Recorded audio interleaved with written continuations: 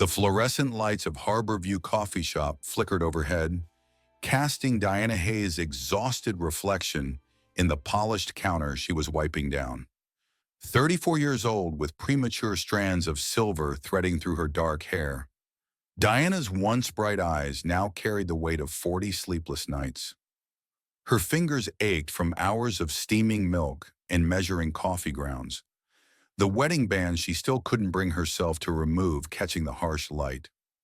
The last customer of her morning shift walked out, bell tinkling a hollow farewell. Diana rolled her shoulders, feeling the knots that had taken up permanent residence between her shoulder blades. 2 jobs, 3 daughters, and not enough hours in the day to hold it all together. "Hayes!" her manager called from the back office, voice tinged with that particular tone of professional concern that preceded termination. "You look exhausted. Second time this week. Customers come here for the pep, not the gloom." Diana forced her lips into what she hoped resembled a smile. "Just didn't sleep well. Won't happen again." How could she explain that sleep had become a luxury she couldn't afford? That the back seat of their dented SUV made for a poor mattress when friends' couches were unavailable? Her phone buzzed in her apron pocket. "Mrs. Reynolds. Need my living room back by Friday. Sorry, 3 more days." Diana's chest tightened as she scrolled through her contacts, mentally crossing off names. Friends whose hospitality they'd already stretched thin, acquaintances who'd stopped answering her calls. 4 weeks since the eviction, 4 weeks of shuttling Olivia, Sophie, and Lily between borrowed couches and, on the worst nights, the backseat of their car. 4 weeks of watching their eyes grow more hollow while she promised this was just temporary, just a bump in the road, just their camping adventure. How many more lies could she tell her daughters before they stopped believing anything she said? Diana tucked the phone away, blinking back tears that threatened to spill. No time for that. Not here. She had 6 more hours at the office cleaning job downtown, then maybe, if she was lucky, 4 hours of sleep before her next shift. As she gathered her things from the break room, Diana noticed a discarded newspaper on the table, coffee rings staining its edges. She was about to toss it in recycling when a small classified ad in the corner caught her eye. "House for sale, $1. Must see to believe. Cash only." 1247 Maple Street. Diana stared at the words until they blurred. A dollar house had to be a scam or condemned, or both. But desperation makes dreamers of the most practical people, and Diana found herself carefully folding the paper into her bag. That afternoon, with her daughters trailing behind like ducklings, Diana walked the 12 blocks to Maple Street. The early October wind whipped around them, carrying the scent of impending rain. "Mom, how much further?" Sophie whined, her 9-year-old legs struggling to keep pace. "Just a few more blocks, honey," Diana replied, holding 6-year-old Lily's hand tighter as they crossed another intersection. Olivia, 12 going on 40, walked silently beside them, keen eyes taking in the gradual transformation of the neighborhood. The streets grew quieter, the houses more worn, until they reached a block where every third home seemed abandoned. The house at 1247 Maple Street stood like a monument to neglect, paint peeled from its Victorian bones in long, sad strips. The wraparound porch sagged under the weight of 20 winters, and every window was either cracked or boarded up. The yard was a jungle of weeds that reached Sophie's shoulders. A rusted for sale sign dangled from one chain, spinning slowly in the autumn wind. Lily pressed against Diana's leg. "Mommy, it's scary." Sophie's eyes widened. "It looks haunted," she whispered, stepping closer to her mother. Even Olivia, usually so composed, looked doubtful. "Mom, this can't be serious." "It looks like it needs love," Diana replied, though her heart sank. Even for $1, this house would devour what little money she had left just to make it habitable. But what choice did they have? 3 more days at Mrs. Reynolds, and then what? An elderly man emerged from the house next door, moving slowly with a cane. His clothes were neat but worn, and his eyes held the particular sadness of someone who had watched his neighborhood die by degrees. "You hear about the house?" His voice was gravelly with age. Diana nodded. "Is it really just $1?" The man introduced himself as William Patterson. "City's been trying to sell it for 3 years. Owner died, no heirs, taxes unpaid. They just want someone to take responsibility for it so they can stop dealing with complaints about that jungle." He gestured toward the overgrown yard. "Problem is, anyone with sense knows it'll cost 50 grand just to make it livable. And anyone with 50 grand isn't looking at dollar houses." "What's wrong with it?" Diana asked, though she could see plenty from the street. "Foundation's solid. It's built on bedrock, which is why it's still standing. But the roof leaks, the plumbing's shot, electrical from the 1940s, and there's probably asbestos in the walls. The basement floods every spring." Patterson paused, studying Diana's face. "You don't look like you're house hunting for fun." Diana felt heat rise to her cheeks. Her situation must be written across her face like a neon sign. "We're looking for a fresh start," she said quietly. Patterson's expression softened. "Kids yours?" "Yes." She placed protective hands on Sophie and Olivia's shoulders, while Lily hid behind her legs. "We've been staying with friends, but—" She didn't need to finish. Patterson had lived long enough to understand the weight of unspoken struggles. He studied the house for a long moment, then looked back at Diana. "Tell you what," he said, "City Hall closes in an hour. If you're serious about this, I'll walk you through the process. I used to work in the assessor's office before I retired, but I want you to understand what you're getting into." 2 hours later, Diana walked out of City Hall with a deed in her hand and $87 left to her name. The transaction had been surreal, signing papers for a house that cost less than dinner for four, while city clerks shuffled through dusty files and made jokes about millionaire homeowners. As she stood on the steps, the reality of what she'd done hit her like a physical blow. She'd just spent her last meaningful cash on a house that might be unsalvageable. The girls needed food, clothes, school supplies, basic necessities that wouldn't wait for renovations. But they would have a roof, their roof. No one could take it away. Rain began to fall as they drove to their new home, fat drops splattering against the windshield. Diana parked in the overgrown driveway, the SUV's headlights illuminating the dilapidated porch. In the harsh beams, the house looked even worse than it had in daylight. "Are we really going to live here?" Sophie asked, voice small in the darkness. "Yes," Diana said with more confidence than she felt. "It's going to take work, but it's ours." "Our house," Lily repeated, testing the words. "Do I get my own room?" Diana reached back to smooth her youngest daughter's hair. "Eventually. Tonight we'll camp out in the living room together." They gathered their meager possessions, 3 suitcases, a box of kitchenware, sleeping bags salvaged from better days, and approached the front door. The key stuck in the lock, requiring Diana to jiggle it 3 times before the mechanism reluctantly gave way. The door swung open with a groan that seemed to emanate from the house itself, a sound of pain and protest at being disturbed after so long. The smell hit them immediately, musty, damp, the scent of neglect and abandonment. Diana fumbled for a light switch, but nothing happened when she flicked it. "No electricity," she murmured, pulling out her phone to activate its flashlight. The beam cut through the darkness, revealing peeling wallpaper, a dusty wooden floor, and cobwebs stretching across empty corners. "I don't like it here," Lily whimpered, clinging to Diana's leg. "It's just dark, sweetie. Things always look worse in the dark." Diana set down her bags and dug out the camping lantern and candles she'd purchased with their last $20. As the soft glow of candlelight filled the space, the house's bones began to emerge from the shadows. Beyond the decay, Diana could see the remnants of what had once been a beautiful home.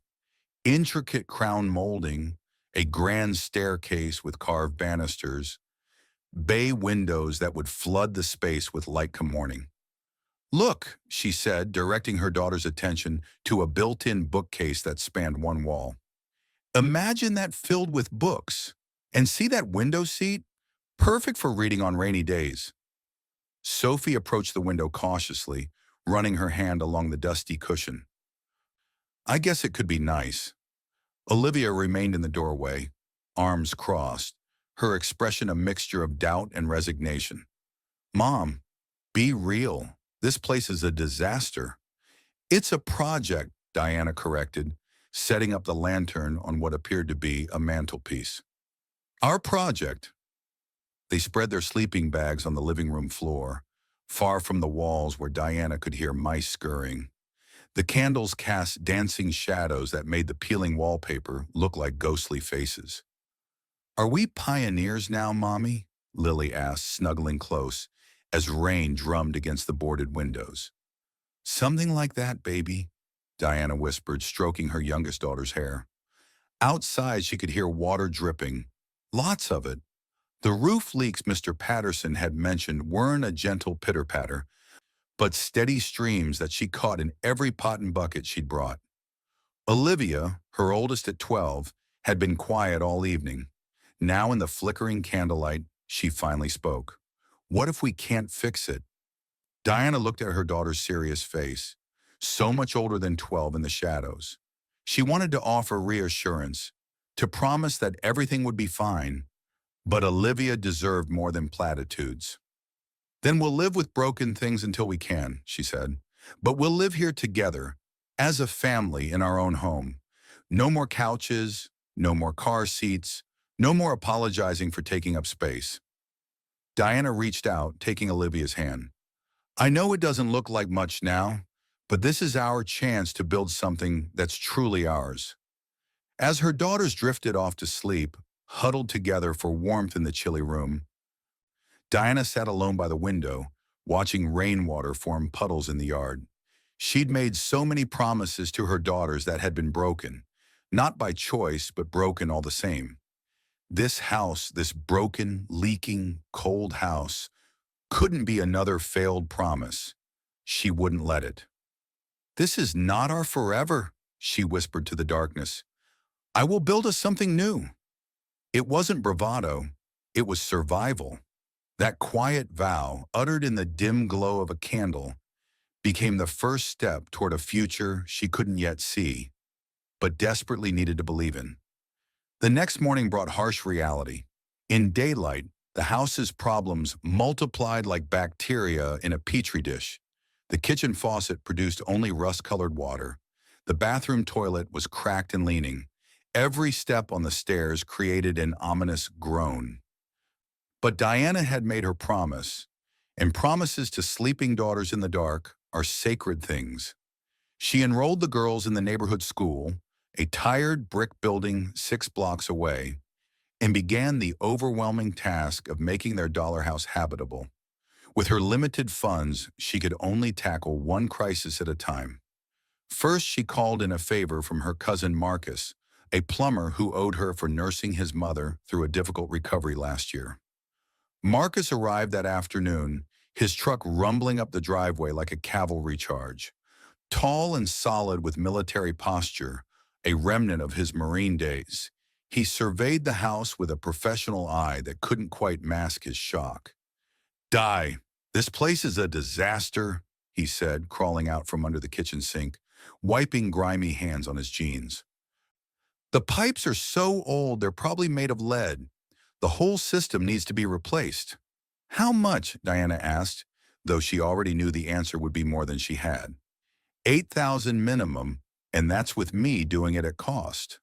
Marcus hesitated, taking in Diana's worn clothes, the dark circles under her eyes. "What happened, Di? Last I heard, you guys were living in that fancy house in Oak Ridge." Diana's throat tightened. "James happened. Gambling debts. He cleaned out our accounts and disappeared 2 months ago. By the time I figured it out, the bank was all ready for closing." Marcus's expression hardened.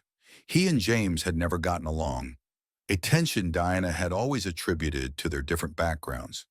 James with his country club membership and Marcus with his calloused hands and community college degree. "I'm sorry," he said simply. "You should have called me sooner." Diana shook her head. "And said what?" "Hey, my husband abandoned me with 3 kids and no money. Can we crash at your studio apartment?" "Yes," Marcus said firmly. "That's exactly what family's for." Diana thanked Marcus and walked him to the door, then sat alone in her empty kitchen and cried for the first time since they'd moved in. The girls were at school. The house was silent, except for the persistent dripping from above, and the weight of her situation crashed over her like a wave. But Diana had learned something about herself during those weeks of sleeping in cars and on borrowed couches. She was stronger than she'd ever imagined. After 20 minutes of tears, she wiped her face, made a list of everything that needed fixing, and started attacking the problems she could solve with her own 2 hands. She spent her mornings at the coffee shop, her afternoons working on the house, and her evenings cleaning offices downtown. YouTube became her teacher. She learned to patch drywall, fix loose floorboards, and even do basic electrical work. The girls helped after school, pulling nails from old boards and sorting screws while doing homework by flashlight. Progress was slow, but visible. They got electricity working in 2 rooms. Marcus found a used hot water heater at a salvage yard for $50 and installed it in exchange for a month of home-cooked meals. She painted over water stains and filled cracks with determination and dollar store caulk. During one of his visits to help with the plumbing, Marcus lingered longer than necessary, his eyes following Diana as she worked. "You know," he said, handing her a wrench, "I've never seen someone fight so hard for something." Diana wiped sweat from her forehead, leaving a smudge of dust. "I'm not fighting for something. I'm fighting for someone. 3 someones." Marcus nodded. "That's why you're winning."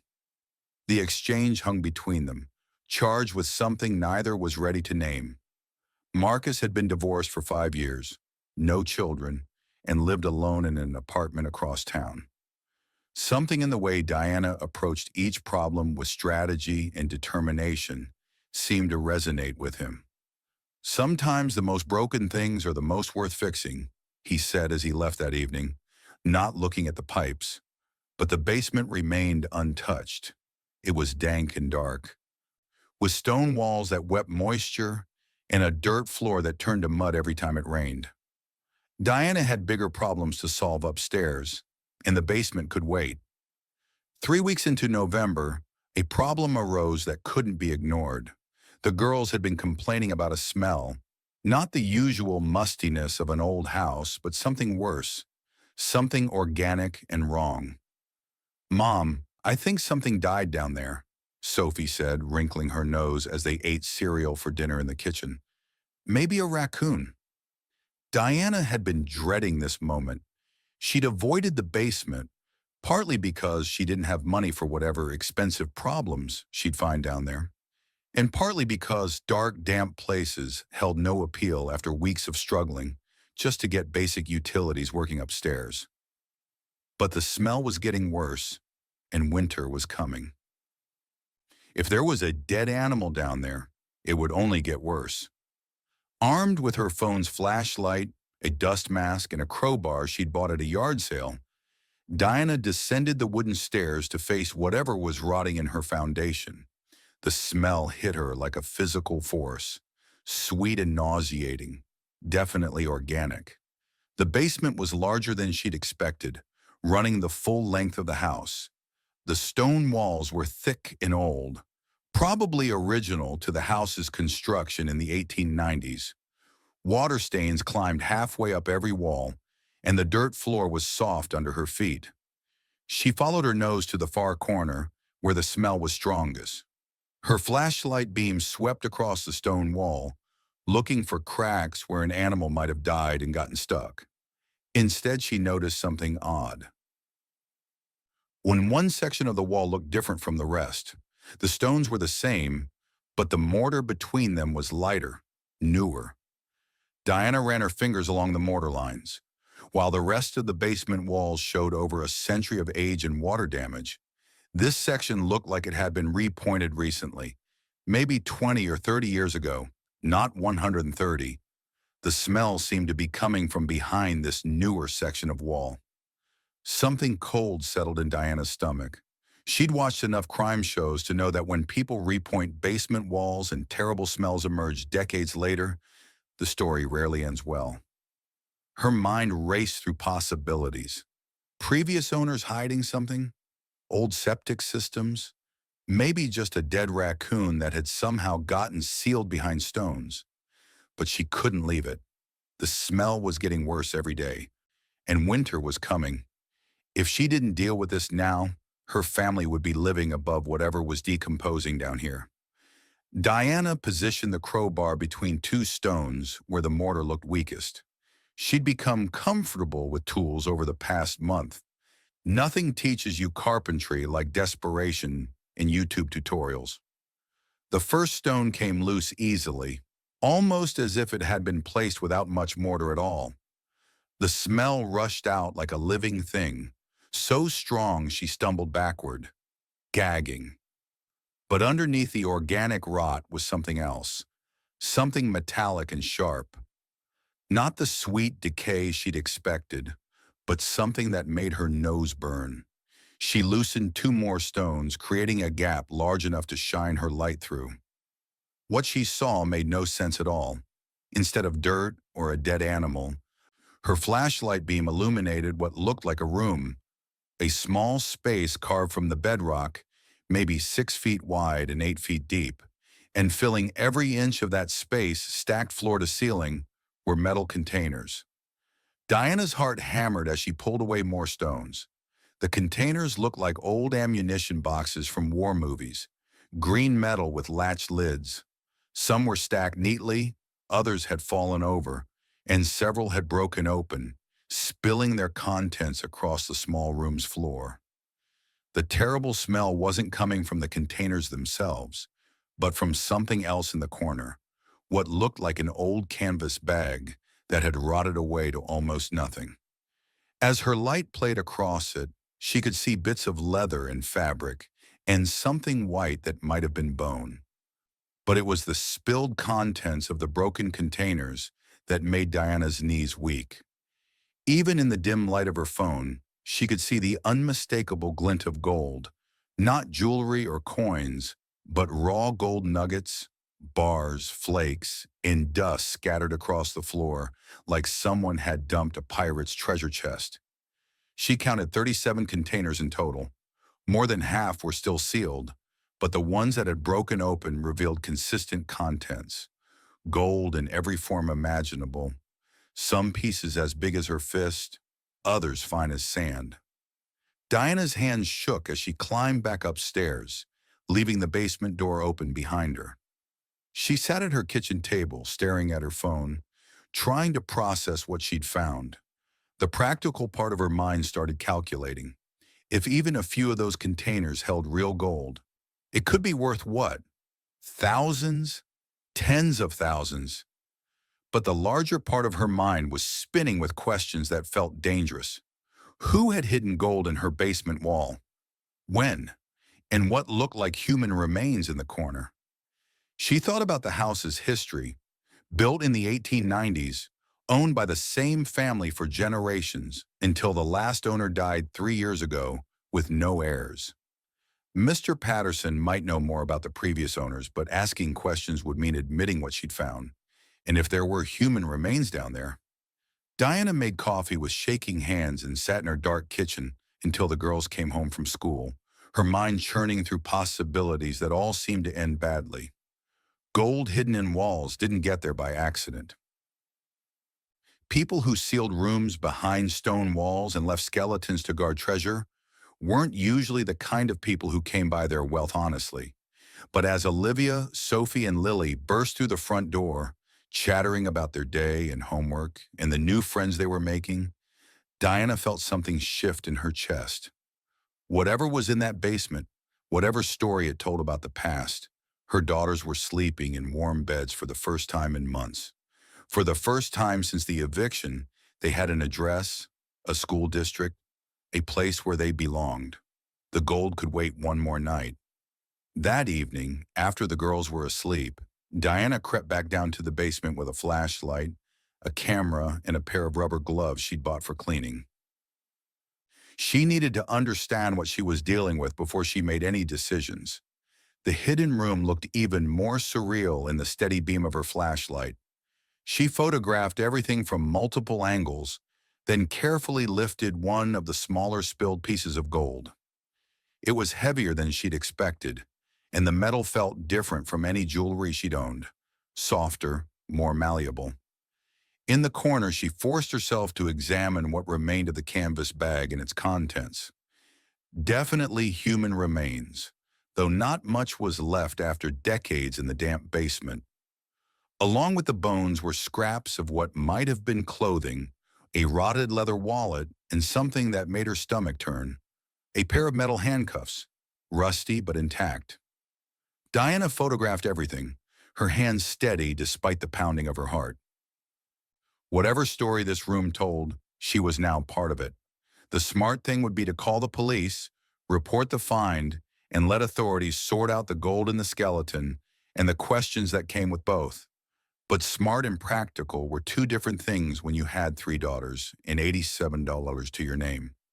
She resealed the opening with the loose stones, cleaning up any evidence of her discovery. Then she climbed the stairs and spent the rest of the night researching gold prices, missing persons cases from the 1980s and 1990s, and the legal implications of treasure found on your own property. By morning, she'd made her decision. The next afternoon, while the girls were at school, Diana drove to a coin shop in the next town over. She'd taken one small piece of gold, about the size of a marble, wrapped in tissue paper. Her story was simple. She'd inherited some old jewelry from her grandmother and wanted to know if it was worth anything. The shop owner, a thin man with thick glasses and suspicious eyes, examined the piece under a magnifying glass and ran several tests. His demeanor changed completely when he looked up at Diana. "Where did you get this?" he asked quietly. "Like I said, it was my grandmother's." "Ma'am, this isn't jewelry gold. This is raw gold. High purity, probably 90% or better." He weighed the piece on a digital scale. "This little chunk is worth about $800 at current market prices." $800 for one marble-sized piece.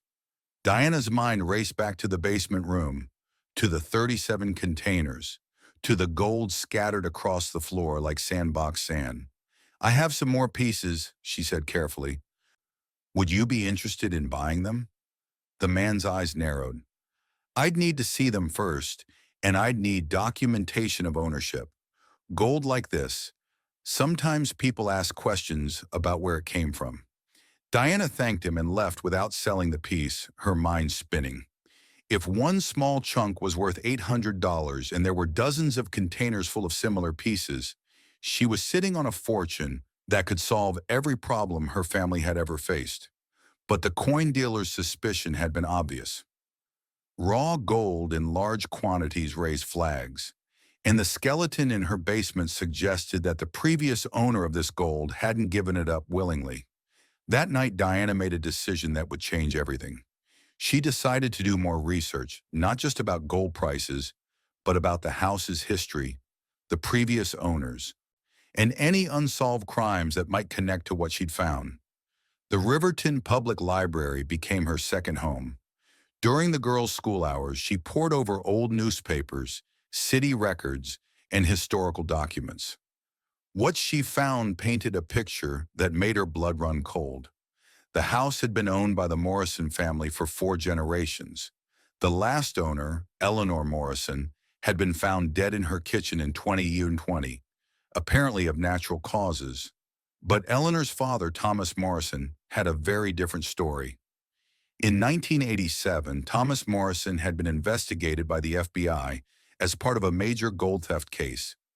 Someone had stolen nearly 200 pounds of raw gold from a mining company transport truck outside Denver.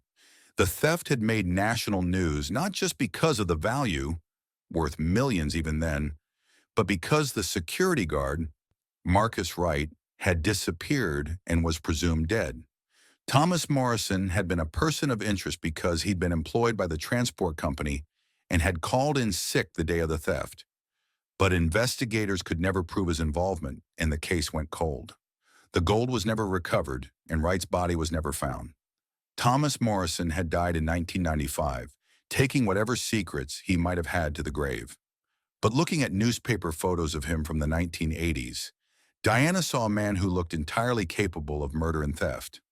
The timeline fit perfectly. The theft happened in '87.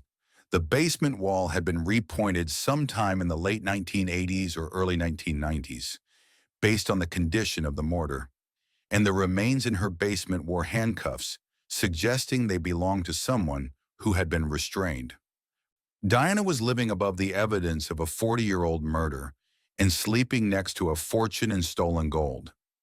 She found an article with a photo of the missing security guard, Marcus Wright. He had been 27 when he disappeared, with a wife and a 2-year-old daughter. The article quoted his wife, Sarah.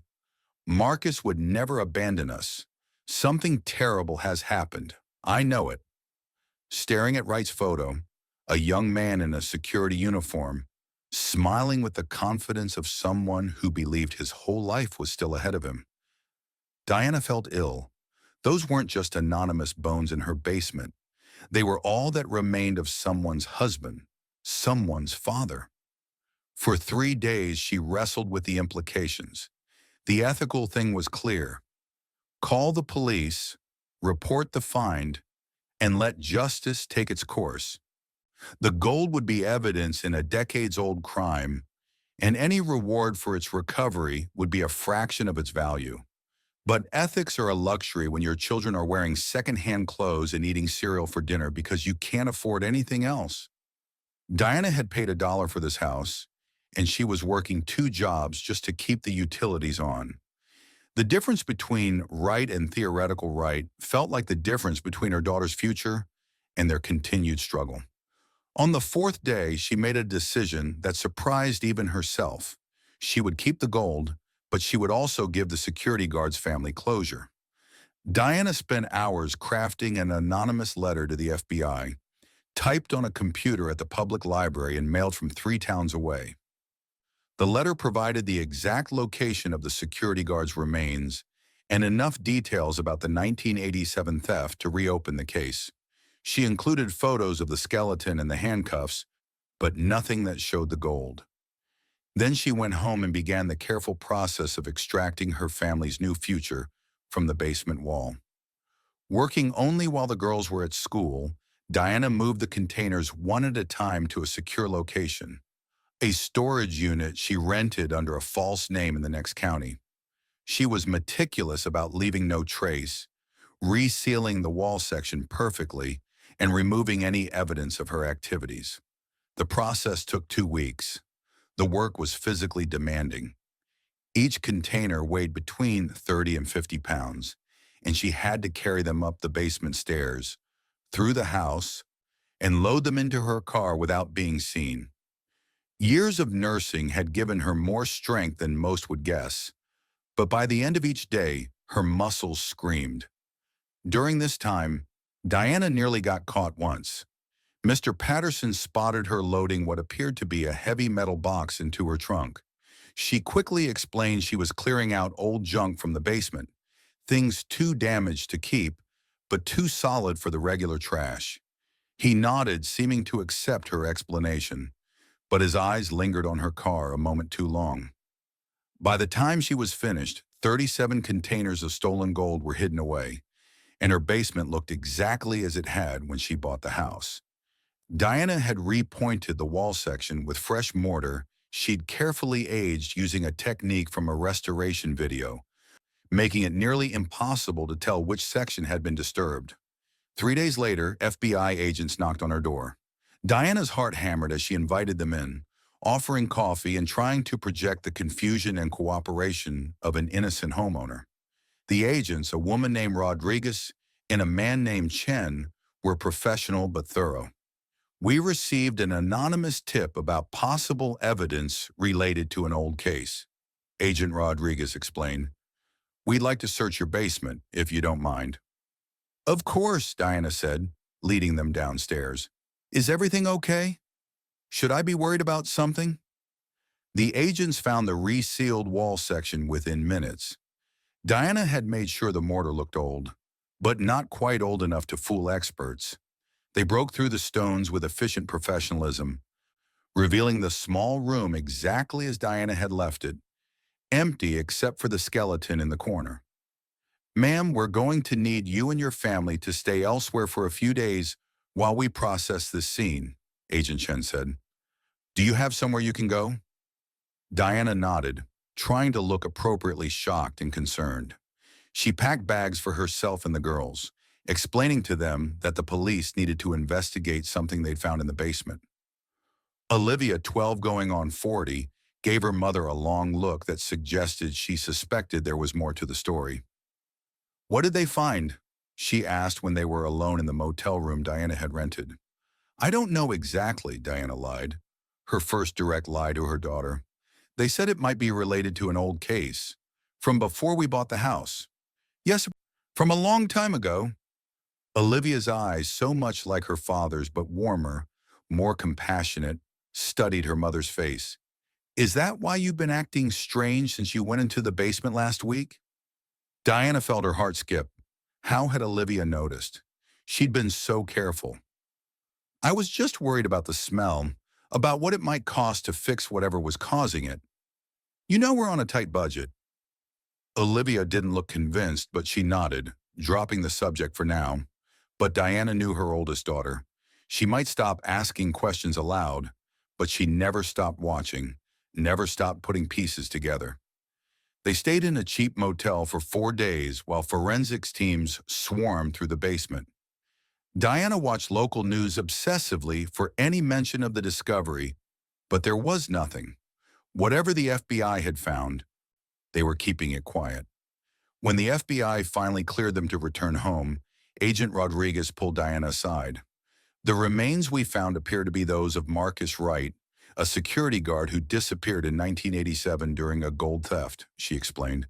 "Mr. Wright's family has been looking for answers for 36 years. Thanks to that anonymous tip, they'll finally be able to lay him to rest." "That's wonderful," Diana said, meaning it. "Do you know who killed him?" "We believe it was the previous owner of this house, Thomas Morrison. He died in 1995, so we can't prosecute, but at least the family will have closure." Rodriguez paused, studying Diana's face. "You didn't know anything about this, did you? Nothing seemed strange about the house when you bought it?" "I bought it for $1, Diana said honestly. "I figured anything strange would be the least of my problems." Agent Rodriguez smiled. "Fair enough. Well, the case is closed as far as we're concerned. You're free to live your life." Her eyes lingered on Diana's face a moment too long before she added, "That gold was never recovered, you know. Almost 200 pounds of raw gold, worth about $50 million today. Just vanished. Strange that Morrison would hide a body but not the gold, don't you think?" Diana maintained her expression of innocent curiosity. "I wouldn't know anything about that. I'm just glad the family has answers." Rodriguez nodded, but her eyes said she wasn't entirely convinced. As the FBI vehicles pulled away, Diana watched Rodriguez look back at the house in the rearview mirror, her expression thoughtful. Diana shut the door and leaned against it, heart pounding. The agents suspected something, but suspicion wasn't evidence. And even if Rodriguez had doubts, the case was officially closed. Thomas Morrison was dead. Marcus Wright's remains were found, and the gold, as far as the FBI knew, remained missing. For now, Diana had bought herself time. Time to plan her next move, to figure out how to convert stolen gold into a legitimate future for her family. The weight of her decision pressed against her chest like a stone. But when she looked at her daughters unpacking their meager belongings, setting up their homework on the kitchen table they'd salvaged from someone's curb, the weight lightened just a fraction. She had made her choice. Now she had to live with it. That night, as a light snow fell outside their dollar house, Diana sat on the edge of Lily's bed, brushing her youngest daughter's hair. From down the hall came the sound of Sophie practicing her recorder for music class, the notes wobbly but determined. Olivia sat cross-legged on her bed, reading by the light of a new lamp they'd been able to afford after Diana picked up extra hours at the coffee shop. For the first time since the eviction, there was warmth in the rooms where her daughter slept, not just from the space heater she'd bought, but from the sense of permanence. This broken house was becoming a home, one repair at a time, one lie at a time. As she tucked the blanket around Lily's shoulders, Diana made another silent promise. Whatever it took, whatever the cost to her conscience, she would protect this fragile new beginning. The gold hidden in a storage unit across the county line would become their salvation, not their downfall. She just had to be smart, patient, careful. The next weekend, Diana drove 2 hours to a different coin shop in a small city north of Riverton. She brought a single gold nugget smaller than the first and the same story about inherited jewelry. This dealer asked fewer questions, offered $570, and completed the transaction with minimal paperwork. Diana returned home with cash that would cover groceries for a month and a milestone: the first conversion of Thomas Morrison's stolen gold into legitimate currency. Over the following weeks, she visited 5 more dealers in 5 different cities, each at least 50 miles apart. The cash accumulated slowly but steadily. By Christmas, she had nearly $4,000 hidden in a sealed plastic bag behind a loose brick in the fireplace. Not life-changing money, but enough to make the holiday special for the girls and to keep the electricity and water running through winter. Marcus visited on Christmas Eve, bringing a small tree strapped to the roof of his truck and presents for each of the girls. They'd grown comfortable with his presence over the months, accepting him first as Mom's helper and gradually as something more. A friend who appeared with pizza on the nights Diana worked late, who taught Olivia basic plumbing skills, who listened to Sophie practice her recorder without wincing. As they sat by the fireplace after the girls had gone to bed, Marcus handed Diana a small box wrapped in silver paper. Inside was a vintage brass compass, its needle still finding north despite its age. "Belonged to my grandfather," Marcus explained, watching her expression carefully. "He used it to find his way home from the Pacific after the war. Thought you might need it sometimes, when the path forward isn't clear." Diana ran her finger over the compass's glass face, touched by the metaphor and the history embodied in the small object. The words that rose to her throat surprised her. What if the path leads somewhere I shouldn't go? Marcus studied her for a long moment, the Christmas lights reflecting in his eyes.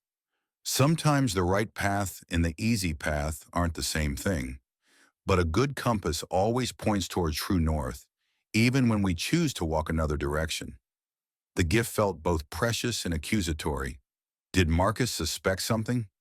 Had he noticed the changes in their circumstances, the new winter coats for the girls, the repairs to the house that shouldn't have been possible on her meager income? She'd been careful to frame these improvements as the result of overtime shifts and smart bargain hunting, but Marcus was observant, perhaps too observant. Diana changed the subject, but the compass remained on the mantel, a silent reminder of choices and consequences. In July, approaching the 1-year anniversary of buying the house, Diana made her most ambitious sale yet. A dealer in Boston, recommended through carefully cultivated contacts, agreed to purchase a substantial quantity of gold, nearly 10 pounds for just over $200,000. The transaction required careful planning, including a false identity Diana had constructed using techniques learned from darker corners of the internet. The sale went flawlessly. The dealer, a perfectly legitimate business on paper, specialized in discretion for clients with complex situations. Diana returned to Riverton with a cashier's check made out to Summit Consulting, a shell company she'd established with the help of an online service that specialized in privacy. Converting the check to usable funds would require another layer of deception: a business account at a regional bank, careful documentation of fictitious consulting services, and a plausible explanation for the income. Diana had spent months preparing this infrastructure, creating a paper trail that could withstand casual scrutiny. But as she drove home, victory turned to ashes in her mouth. She'd become something she barely recognized, a person who created false identities, who lied effortlessly, who moved through the world wearing masks upon masks. The money would secure her daughter's futures, but at what cost to their mother's soul? The transformation of their circumstances didn't go unnoticed by Olivia. Diana's oldest daughter had always been observant, and now at 13, she was developing a teenager's skepticism along with her natural intelligence. One evening, as they washed dishes together, Olivia broached the subject Diana had been dreading. "Mom, where is all the money coming from?" Olivia's voice was quiet but direct. "We used to eat cereal for dinner because we couldn't afford anything else. Now we're fixing up the whole house, and you're talking about helping me save for college. What changed?" Diana kept her eyes on the plate she was drying. "I've been working really hard, Olivia. The overtime at the coffee shop. Plus, I've been doing some online work, data entry, virtual assistant stuff. It adds up." Olivia handed her another dish, unconvinced. "I'm not stupid, Mom. The math doesn't work. Even if you work 24 hours a day, we couldn't afford all this." She paused, then added in a lower voice, "Is it from Dad? Did he finally send money?" The suggestion was almost laughable. James had vanished so completely it was as if he'd never existed. "No, honey, your father hasn't contacted us." "Then what? Are you—" She hesitated. "Are you doing something illegal?" The directness of the question hit Diana like a physical blow. She set down the dish towel and turned to face her daughter. Olivia's expression wasn't accusatory, just concerned, confused. "Why would you ask that?" Olivia shrugged, suddenly looking younger than her 13 years. "I saw a show where a mom started selling drugs because they needed money. She thought she was helping her family, but it just made everything worse." Diana's throat tightened.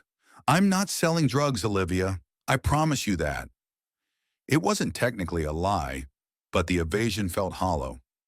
Olivia deserved better than half-truths, but the full truth was too dangerous to share, even with her perceptive oldest daughter.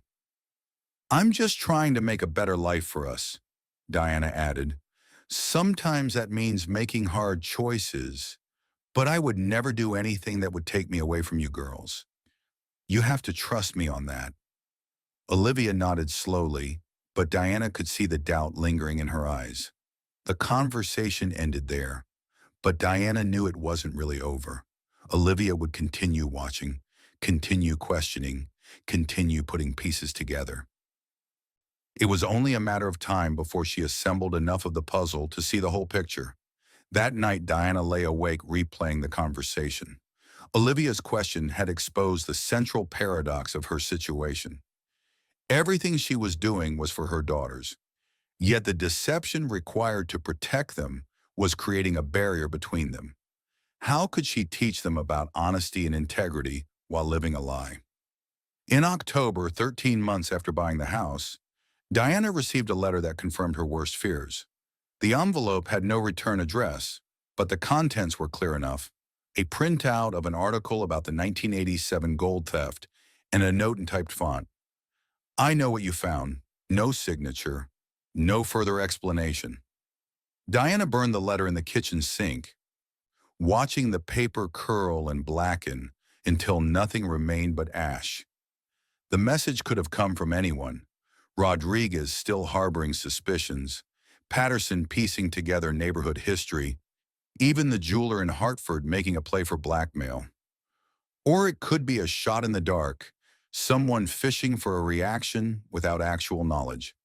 Whatever the source, the threat was real. Someone was connecting the dots between Diana, the house, and the missing gold. The careful separation she'd maintained between her past and present was dissolving. November arrived with early snow and a new development that shattered Diana's already fragile peace. She was shopping for Thanksgiving groceries when a black sedan pulled alongside her in the store parking lot. The window lowered to reveal Agent Rodriguez's face. "We should talk, Mrs. Hayes. Not here, not now, but soon." The agent handed Diana a business card with a cell phone number scrawled on the back. "Call this number tomorrow, just to talk. No official investigation yet." Before Diana could respond, the window raised and the sedan pulled away, leaving her frozen beside her cart, heart hammering against her ribs. Rodriguez had been watching her. For how long? What did she know or suspect? Was this a genuine offer to talk, or a trap designed to extract a confession? Diana went through the motions of finishing her shopping, checking out, loading groceries into her car. But her mind was elsewhere, racing through scenarios, calculating risks, evaluating options. By the time she reached home, one thing was clear: she needed to move some of the gold. The storage unit was too vulnerable, too easily found if Rodriguez obtained a search warrant. After the girls went to bed, Diana drove to the storage facility. Using gloves and working methodically, she transferred several containers of gold to her car, concealing them under a false floor she'd installed in the trunk. She would relocate these to a new hiding spot, a foreclosed cabin in the woods 50 miles north that she'd purchased through her shell company as an investment property. The night was clear and cold, the roads empty as she drove north with her illegal cargo. Diana kept to exactly the speed limit, used her turn signals religiously, and checked her mirrors constantly for signs of surveillance. When Diana returned home in the early morning hours, exhausted and tense, she found Olivia sitting at the kitchen table, fully dressed despite the 3:01 a.m. hour. "Where were you?" Olivia's voice was quiet, but her eyes were hard, accusatory. Diana hadn't prepared an excuse for this scenario. "I needed to take care of something. Business stuff. In the middle of the night, without telling anyone?" Olivia's hands were clasped tightly on the table. "Lily woke up from a nightmare, and you weren't here. I had to lie to her about where you were." The guilt hit Diana like a physical blow. "I'm sorry, I should have told you I was going out." Olivia stood, her expression a mixture of anger and fear. "Whatever you're involved in, it's changing you, Mom. You're always looking over your shoulder. You jump when the phone rings. You've stopped inviting Marcus over." She paused, blinking back tears. "You're scaring me." The words cut deeper than any accusation of criminality could have. Diana had been so focused on providing financial security that she'd overlooked the emotional security her daughters needed, the confidence that their mother was reliable, trustworthy, present. "I'm trying to protect you," Diana said, her voice breaking. "All of you. Everything I've done, every decision I've made, it's been for you girls." Olivia's response was quiet but devastating. "Maybe we'd rather have our mom back than whatever you're trying to give us."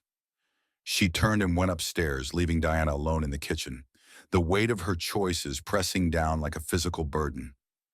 For the first time since finding the gold, Diana seriously considered coming clean, confessing to Rodriguez, returning the gold, accepting whatever punishment came. Would prison be worse than watching her relationship with her daughters disintegrate under the weight of secrets? The next morning, Diana called the number Rodriguez had given her. The agent answered immediately, as if she'd been waiting by the phone. "I've been doing some follow-up on the right case," Rodriguez said without preamble. "Found some interesting connections. Thomas Morrison made several large cash purchases in the months after the gold theft, paid off his mortgage, bought a new truck, all with money he supposedly didn't have." Diana's grip tightened on the phone. "Why are you telling me this?" "Because I think you found something in that house besides a skeleton, Mrs. Hayes. Something that's changing your family's circumstances in ways that are noticeable." The directness of the accusation left Diana momentarily speechless. When she found her voice, it was steadier than she expected. Are you investigating me, Agent Rodriguez? Officially? No. The right case is closed. Morrison killed the guard, hid the body, died of a heart attack years later. Justice served, more or less. But the gold was never recovered. Almost 200 pounds of raw gold doesn't just disappear. So unofficially, I'm curious. Diana chose her next words carefully. I bought a house for $1, Agent Rodriguez. I've been working multiple jobs and fixing it up slowly. There's nothing mysterious about my circumstances. Rodriguez's laugh was short and without humor. Your banking records tell a different story. Regular cash deposits just under the reporting threshold. A shell company receiving payments for consulting services you're not qualified to provide. Trips to cities hundreds of miles away with no apparent purpose. The surveillance was more extensive than Diana had imagined. Rodriguez had been building a case methodically, gathering evidence, connecting dots. If you had evidence of a crime, you'd be arresting me, not calling for a chat, Diana said, fighting to keep her voice level. Sometimes it's better to give people a chance to do the right thing on their own. Rodriguez's tone softened slightly. Mrs. Hayes, I'm not unsympathetic to your situation. Single mother, 3 kids, financial struggles. Finding that goal must have seemed like divine intervention. But stolen property remains stolen, no matter how long it's hidden. What are you suggesting? Come clean. Return what's left of the gold. Cooperate fully. I might be able to arrange immunity from prosecution given the circumstances. The offer hung in the air, tempting and terrifying simultaneously. Immunity meant freedom from prison, meant staying with her daughters, but it also meant surrendering the gold, returning to financial precarity, admitting to crimes she'd committed knowingly and repeatedly. I need time to think, Diana said finally. Don't take too long, Rodriguez replied, and don't do anything that might turn an informal conversation into a formal investigation. The line went dead, leaving Diana with a decision that would shape the rest of her life and her daughter's futures. Continue down the path of deception with its increasing risks and moral compromises, or surrender the gold and hope for leniency, returning to the desperate circumstances she'd fought so hard to escape. As she stood in the kitchen, phone still in hand, Diana noticed Marcus's compass on his chain around her neck. The needle quivered slightly, finding north despite the interference of the house's electrical systems. A good compass always points toward true north, even when we choose to walk another direction. Marcus's words from Christmas Eve echoed in her mind.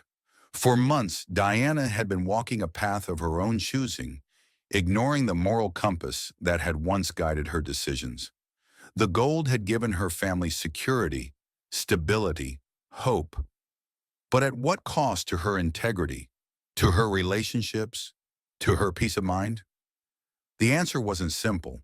Nothing about the situation had been simple since the moment she'd pulled that first stone from the basement wall. But as Diana looked around the kitchen at the home she'd rebuilt, at the life she'd constructed from desperation and determination, she knew she couldn't continue living in the shadow of Thomas Morrison's crime. One way or another, she needed to find her way back to true north. The morning after her conversation with Rodriguez, Diana visited Marcus's small plumbing business on the edge of town. She found him elbow-deep in a disassembled water heater. His surprise at seeing her was evident, but he wiped his hands clean and led her to his cramped office in the back. They hadn't spoken since their tense exchange about the furnace repairs, and the awkwardness between them was palpable. I need your advice, Diana said, perching on the edge of a metal folding chair. If someone had to choose between doing the right thing that might hurt their family or continuing to do something wrong that keeps their family safe, what should they choose?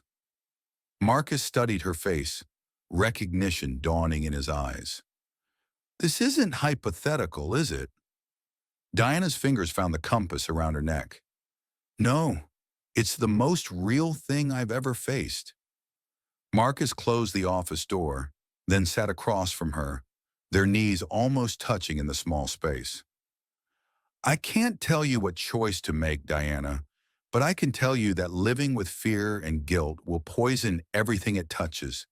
Your peace, your relationships, even the good you're trying to do. His words struck at the heart of what Diana had been feeling, the slow contamination of her life by the secret she carried. Even with immunity, returning the gold would mean financial hardship again, she said quietly. But keeping it means living in perpetual fear, watching my relationship with my daughters erode, losing the trust of people like you. The confession burst from her after months of silence. I found gold in the basement, a lot of gold, hidden by the man who killed that security guard. I kept it. I've been selling it slowly, using the money to rebuild our lives. Marcus didn't look shocked. Perhaps he had already pieced it together. Instead, his expression held a mixture of sadness and understanding. That explains the mysterious income, the renovations we couldn't afford, the secrecy. Is that why you've been so distant? Diana nodded, relief flooding through her at finally sharing her burden. But now the FBI knows, at least one agent. She's offering immunity if I cooperate, return what's left. You're afraid of losing everything you built, Marcus observed softly. Not just that, Diana's voice caught. I'm afraid of what my daughters will think of me, especially Olivia. She already suspects something's wrong. And I'm afraid of prison, of not being there for the girls if this goes badly. Marcus's calloused hand reached for hers, a gesture of solidarity rather than romance. What does your heart tell you to do? Diana closed her eyes, feeling the weight of the compass against her skin. That I'm tired of living someone else's crime, that I want my daughters to be proud of who I am, not just what I provide. That maybe there is a way forward that doesn't require me to keep looking over my shoulder for the rest of my life. Sounds like you've already decided, Marcus said quietly. Diana nodded, the resolution settling into her bones. I have, but I'm scared of what comes next. You don't have to face it alone. Marcus's grip tightened on her hand. Whatever happens, I'll help with the girls, with the house, with whatever you need. The support nearly undid her composure. Diana had been carrying her burden alone for so long that the simple offer of help felt revolutionary. In that moment, she realized that genuine security wasn't just financial.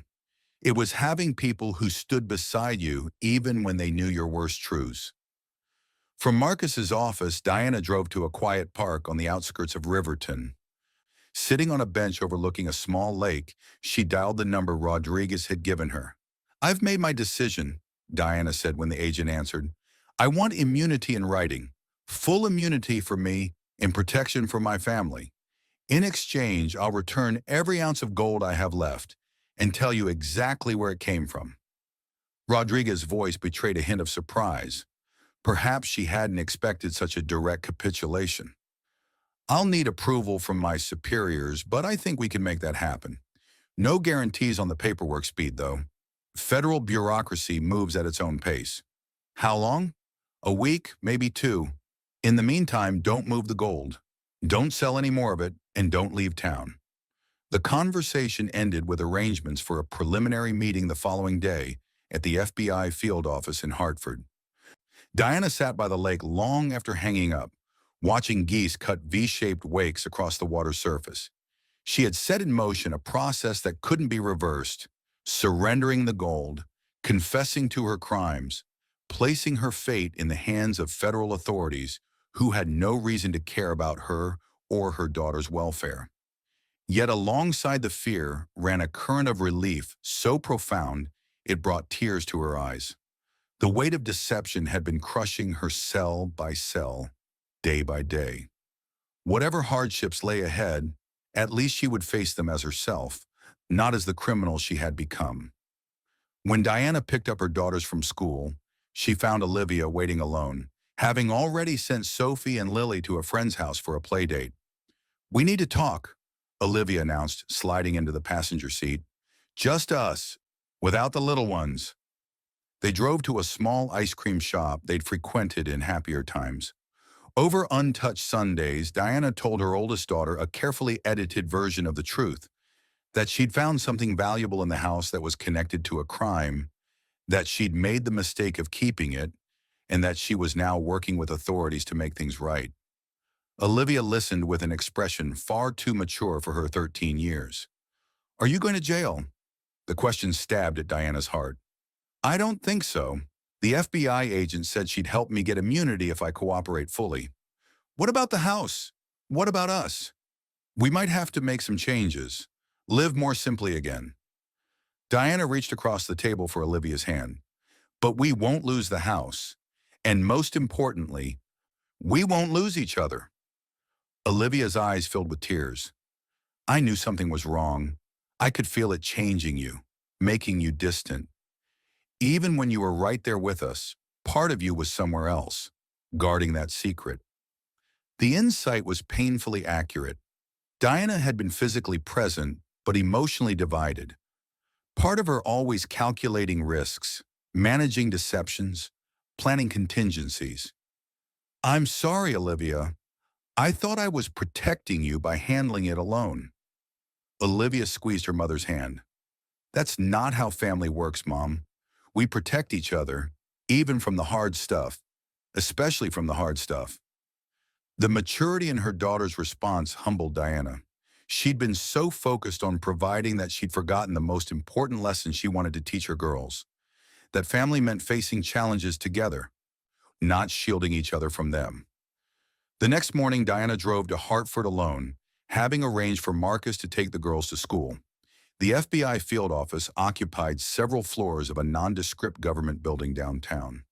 Diana passed through security with a visitor badge clipped to her jacket, feeling as though she had crossed some invisible boundary between her old life and whatever would come next. Rodriguez met her in a small conference room, accompanied by a man in an expensive suit who introduced himself as Special Agent in Charge James Carter from the Treasury Department's Financial Crimes Division. His presence elevated the meeting from an informal discussion to something far more official. "Mrs. Hayes," Carter began, his voice cultivated and precise, "Agent Rodriguez has briefed me on your situation. I understand you found yourself in possession of assets connected to the 1987 Cascade mining gold theft." The formal language made Diana's actions sound almost accidental, as if the gold had simply fallen into her lap. "I found gold hidden in my basement wall next to human remains. I knew it was wrong to keep it, but I did. I've been selling it piece by piece and using the money to support my family." Carter nodded, his expression giving nothing away. "And you're prepared to surrender the remaining gold and cooperate with our investigation?" Diana straightened in her chair, meeting his gaze directly. "Yes, but I want full immunity in writing. I have 3 daughters who depend on me. I can't risk going to prison." Rodriguez and Carter exchanged glances. The senior agent tapped his pen against a leather portfolio. "Mrs. Hayes, immunity agreements are complex legal instruments that require Justice Department approval. I can't give you that today. What I can offer is this preliminary document stating our intent to recommend immunity in exchange for your full cooperation." He slid a typed letter across the table. Diana read it carefully, noting the careful language. Recommend rather than guarantee, consideration rather than commitment.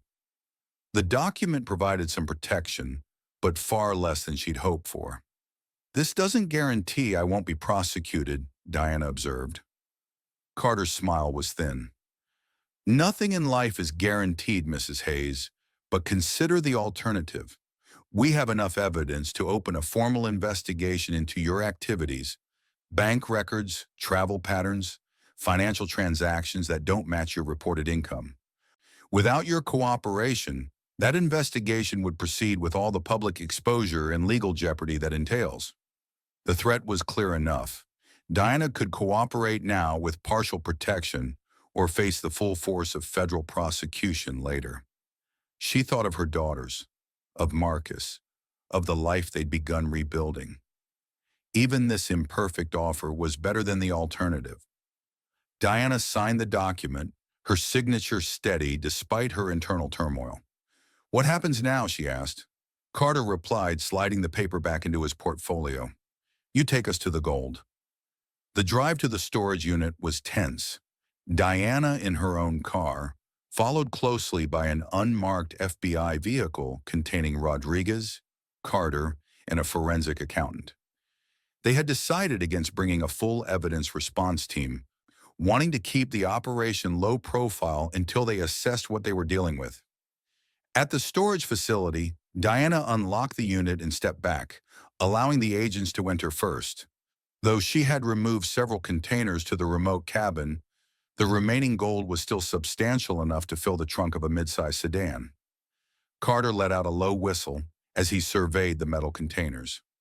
Rodriguez began photographing everything while the accountant started an inventory. Carter turned to Diana, his professional demeanor slipping to reveal genuine curiosity. "How much have you already sold?"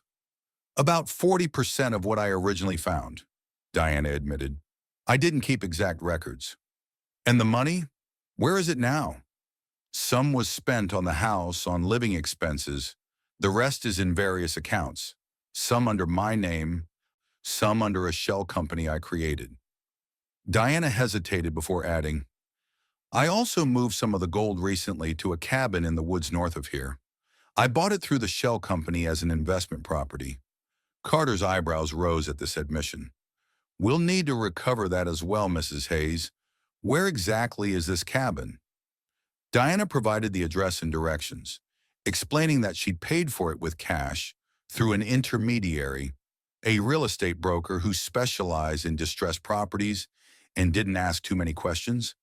The confession felt like ripping off another bandage. Painful but necessary. The inventory and documentation took hours. By late afternoon, the agents had sealed the unit with evidence tape and arranged for secure transport of the gold to a federal facility. They had also compiled a list of questions for Diana about her financial activities, accounts, transactions, buyers, methods, that would require days of detailed answers. "Tomorrow we'll send a team to recover the gold from the cabin," Carter informed her. "I assume you have the keys." Diana handed them over, feeling another piece of her desperate contingency planning slip away. Each step of cooperation removed an escape route, committing her more firmly to the path she'd chosen. When they finally released her to go home, Rodriguez walked Diana to her car. "You did the right thing today," the agent said, her tone softer than it had been in the formal setting of the storage unit. "Not everyone would have come forward voluntarily." Diana unlocked her car, exhaustion settling into her bones. "It didn't feel voluntary. You were investigating me." Rodriguez shrugged. "I was curious, not building a case. Not yet, anyway. But your conscience did most of the work for me, didn't it?" The observation was uncomfortably accurate. Despite Rodriguez's pressure, the ultimate decision had come from within, from Diana's growing recognition that she couldn't continue living a divided life. "What happens next?" Diana asked, one hand on the car door. "We inventory the gold, trace what you've sold, follow the money. You cooperate fully, answer our questions honestly, provide all the documentation we request. If everything checks out, the U.S. Attorney's Office will formalize your immunity agreement." "And the gold, what happens to it?" Rodriguez's expression softened slightly. "It goes back to its rightful owner, Cascade Mining. They're still in business. Believe it or not, different management now, but the same company." The following weeks established a new rhythm. Each morning, Diana reported to the FBI field office in Hartford, working with investigators to document every transaction, every account, every buyer she dealt with. The process was exhaustive and often humiliating, forcing her to detail the extent of her deception. But it was also cathartic, a systematic unburdening that left her feeling lighter with each passing day. Carter proved to be less adversarial than Diana had initially feared. His primary interest was recovering as much of the gold and proceeds as possible, not punishing Diana. He even seemed to develop a grudging respect for her financial acumen.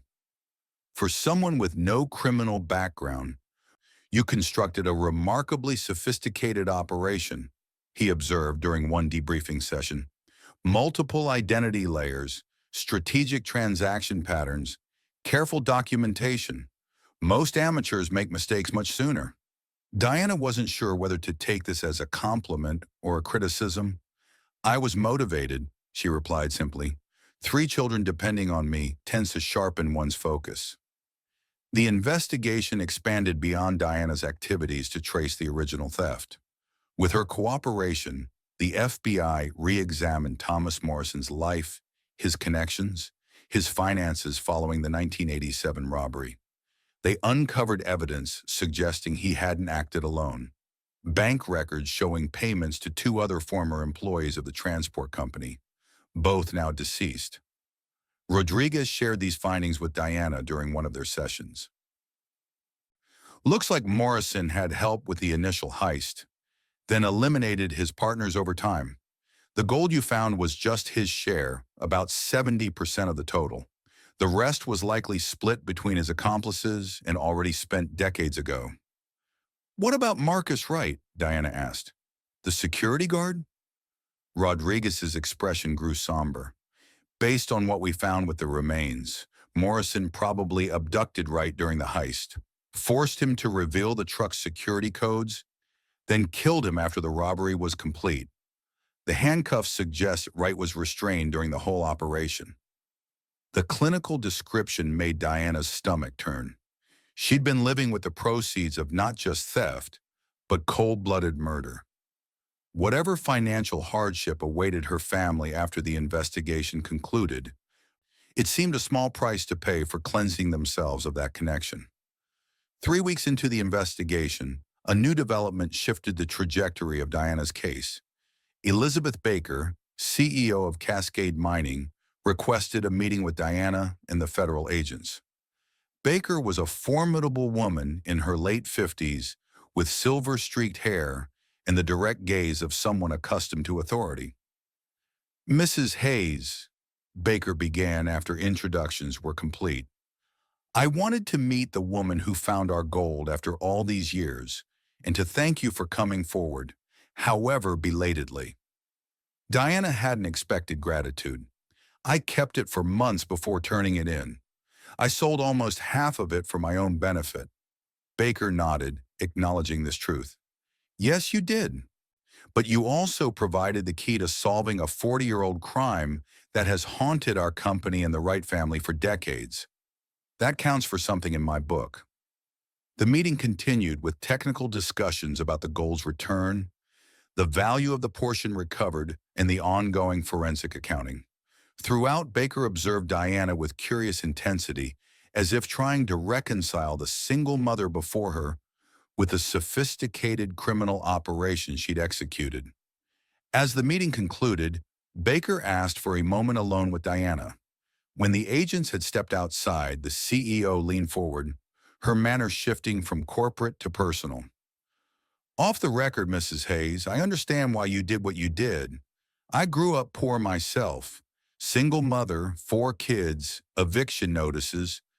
I know what desperation feels like. Diana didn't respond, unsure where this conversation was heading. Baker continued, her voice lowered. Our company has a substantial finder's fee policy for recovered assets. 20% of value, standard in the industry. Agent Carter tells me you've been fully cooperative, which makes you eligible under our guidelines. Diana's breath caught. 20% of the recovered gold would amount to millions, far more than she had managed to sell on her own. Of course, Baker added, seeing Diana's reaction, this would be fully documented, taxable income, legal in every way, but it might help you and your daughters rebuild after all this is resolved. The offer seemed too good to be true. Why would you do this after what I did? Baker's expression softened slightly. Marcus Wright wasn't just our employee. He was my cousin's husband. Rebecca, their daughter, is my goddaughter. For decades, our family has wanted answers more than vengeance. You gave us those answers, Mrs. Hayes. The finder's fee is legitimate corporate policy, but I won't pretend my personal connection doesn't factor into my decision to apply it in your case. The revelation stunned Diana. The distant tragedy of Wright's murder suddenly had a human face, a family connection sitting across from her. I don't know what to say. Baker stood, smoothing her tailored jacket. Say you'll use it well, for your daughters, for your future. Consider it a second chance that I think you've earned by coming forward when you did. After Baker left, Diana remained seated, processing this unexpected turn of events. A legitimate windfall that would secure her family's future, offered by the very company whose assets she had stolen. The moral mathematics made her head spin, punishment becoming reward, crime leading to redemption, loss transforming into opportunity. When Rodriguez returned, she found Diana still at the conference table, tears streaming silently down her face. Baker told you about the finder's fee? Rodriguez guessed, taking a seat beside her. Diana nodded, wiping at her cheeks. It doesn't make sense. I should be going to jail, not getting paid millions. Rodriguez's usual professional detachment slipped, revealing a glimmer of empathy. Life rarely makes perfect moral sense, Mrs. Hayes. Sometimes good people do bad things for understandable reasons. Sometimes bad actions lead to positive outcomes no one could have predicted. The legal system tries to account for this complexity, even if it doesn't always succeed. The agent offered a framework for Diana to process her situation. Not a simple case of crime and punishment, but a human story with layers of motivation, choice, and consequence. That evening, Diana received another unexpected call. The number was unfamiliar, with an Arizona area code. The woman on the other end introduced herself hesitantly. Mrs. Hayes, this is Rebecca Wright, Marcus Wright's daughter. Elizabeth Baker gave me your number. I hope that's okay. Diana sat down heavily on the edge of her bed, unprepared for this direct connection to the past. Of course, I'm not sure what to say. I'm so sorry about your father. Rebecca's voice was warm, without the bitterness Diana might have expected. I wanted to thank you for what you did, for making sure he was found. You could have just taken the gold and left him there forever, but you didn't. The conversation continued for nearly an hour, Rebecca sharing memories of growing up without her father, the impact of his disappearance on her mother, the lingering questions that had shaped her life. Rather than accusation, her tone conveyed relief and even gratitude, emotions Diana had never anticipated from the victim's family.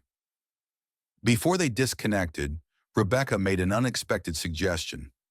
I'd like to meet you, Mrs. Hayes, next month when they formally close my father's case.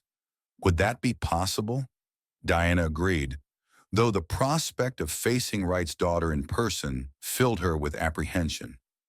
How could she look this woman in the eye, knowing she had benefited from the crime that had left her fatherless?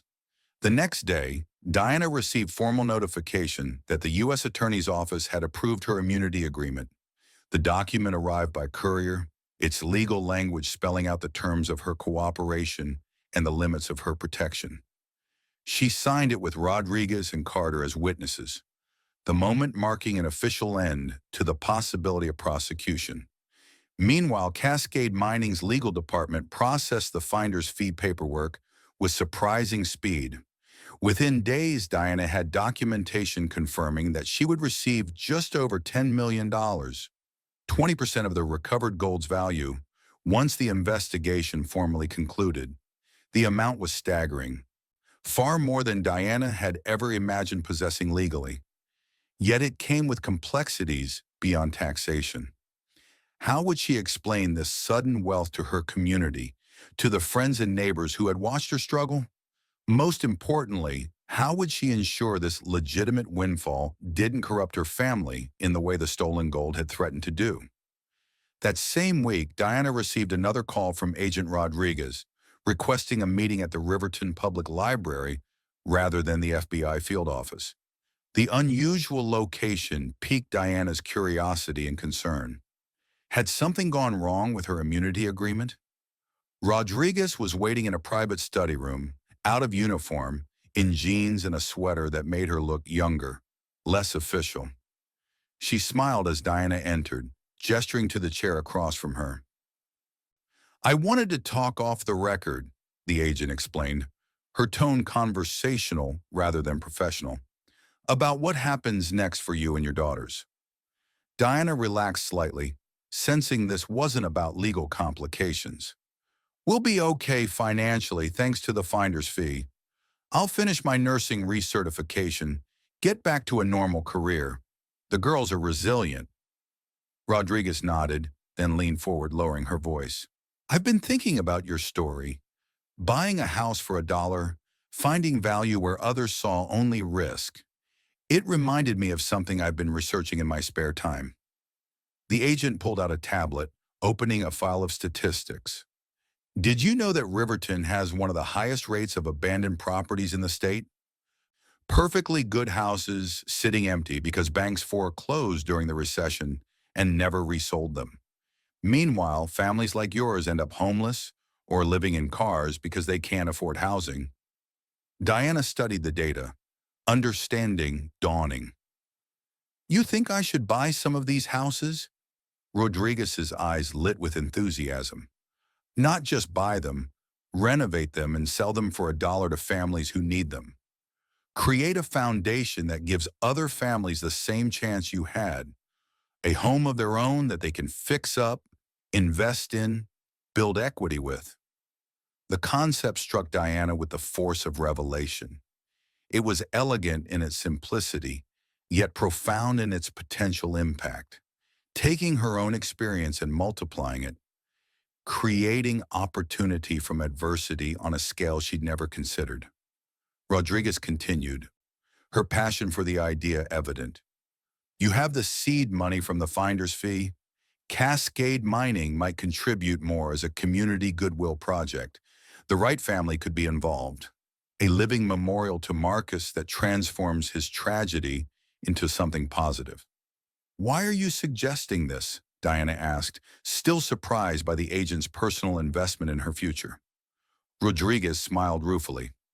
"Let's just say I've seen enough cases where recovered assets go back to corporations or into government coffers, and nothing really changes.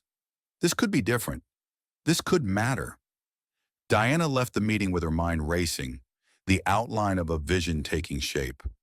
A foundation that purchased abandoned properties, renovated them to basic safety standards, and sold them for nominal amounts to carefully vetted families in need. The model could be financially sustainable if structured properly, with a portion of any future equity returns cycling back into the foundation to fund more home purchases. That night, Diana shared the concept with her daughters, wanting their input on a decision that would shape their family's future. Olivia, predictably, had the most questions about financial structures, legal requirements, selection criteria for families. Sophie focused on the mathematics. How many houses could they renovate each year? How to calculate sustainable budgeting?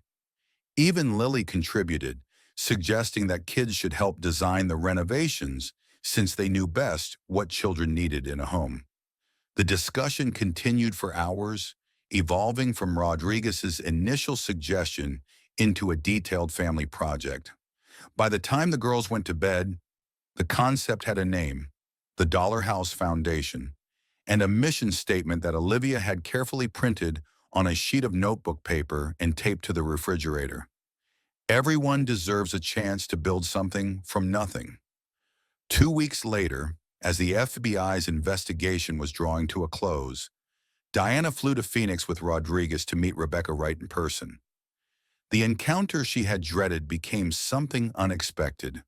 Not a confrontation between criminal and victim, but a connection between two women whose lives had been shaped by the same tragic events from different angles. Rebecca, now in her early 40s, had her father's eyes from the newspaper photos. Warm, direct, unafraid. They met at a quiet restaurant near her home, Elizabeth Baker joining them to facilitate the introduction. Over lunch, Diana shared her idea for the Dollar House Foundation, explaining how it had evolved from Rodriguez's suggestion. To her surprise, Rebecca was immediately supportive, offering not just emotional endorsement, but practical assistance. "My husband's an architect," Rebecca explained, her enthusiasm growing as she spoke. "He specializes in affordable housing design, and I manage a community development fund that works with banks on foreclosure prevention. We could contribute expertise, connections, maybe even additional funding." Elizabeth Baker added her own endorsement. "Cascade Mining has been looking to expand our community impact programs. A housing initiative with connections to the right case would be meaningful for our company history and our relationship with the communities where we operate." By the end of the lunch, what had begun as Diana's personal restitution project had evolved into a multi-stakeholder initiative with potential for national impact. The women exchanged contact information, promising to connect their respective lawyers and financial advisors to begin formalizing the foundation structure. As they were saying goodbye in the parking lot, Rebecca pulled Diana aside for a private word. "When they found my father's remains, I thought it would be the end of something, the final chapter of a story that's defined my life. But meeting you, hearing about this foundation idea, I realized it might actually be the beginning of something even more important." Diana felt tears threatening. "I wish I could have made a different choice when I found the gold. I wish I'd come forward immediately." Rebecca surprised her with a hug. "We can't change the past, but we can decide what it means for our future. I think my father would have liked the idea that his death ultimately created homes for families who need them. He always said his job was protecting what mattered, and what matters more than giving children safe places to grow up." The encounter transformed Diana's perception of her own story. What had begun as a crime motivated by desperation could evolve into something redemptive, not erasing the moral compromise, but creating positive impact that might, in some cosmic balance sheet, outweigh the original transgression. 5 years passed in a blur of growth and transformation. The Dollar House Foundation expanded beyond Riverton to neighboring cities, then to other states, creating a model that other communities began to replicate. Diana split her time between nursing and foundation work, finding that her healthcare background gave her unique insights into the needs of the families they served. Her relationship with Marcus deepened over the years, culminating in a small backyard wedding where Olivia, Sophie, and Lily served as bridesmaids. The girls had accepted him as a stepfather with varying degrees of enthusiasm. Lily with immediate affection, Sophie with practical acceptance, and Olivia with cautious respect that gradually warmed to genuine attachment. The house on Maple Street remained their home, though it had evolved just as they had. Marcus had transformed the basement into his workshop, bright and well ventilated, with tools hung on the wall where once gold had been hidden.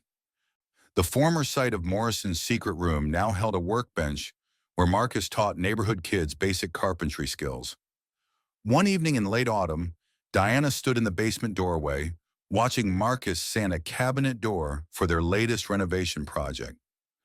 Her mind drifted back to the night she'd first discovered the hidden wall, the skeleton, the gold. How different their lives might have been had she made different choices. "Thinking about old times?" Marcus asked, looking up from his work. He knew her well enough now to read the contemplative expression on her face. "Thinking about Marcus, right?" Diana replied, accepting the coffee cup he offered. "And about how sometimes the worst things lead to the best things if you're willing to do the hard work of making it right." The Dollar House Foundation had flourished beyond anyone's expectations. With initial funding from Diana's finder's fee, additional investment from Cascade Mining, and technical support from Rebecca Wright's connections, the organization had purchased and renovated over 100 properties in 5 cities. Each house sold for a symbolic dollar to carefully vetted families who committed to maintaining the property and contributing to their neighborhoods. The model proved remarkably sustainable. As families built equity in their homes, a small percentage returned to the foundation to fund new projects. Banks recognized the program's success in stabilizing communities and began contributing foreclosed properties at reduced costs. Local governments offered tax incentives that further stretched the foundation's resources.